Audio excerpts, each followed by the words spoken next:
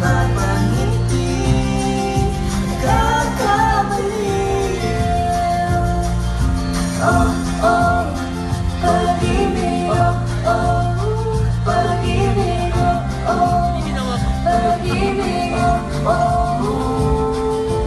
Oh, ano itong aking nadarama, marinig ang boses mo. Kahit tumigis, ang araw ko ay puno ng musika. Sa gabi, ikaw ang nasa isip. Oh, dahil sa'yo, puso ko'y sumasayaw.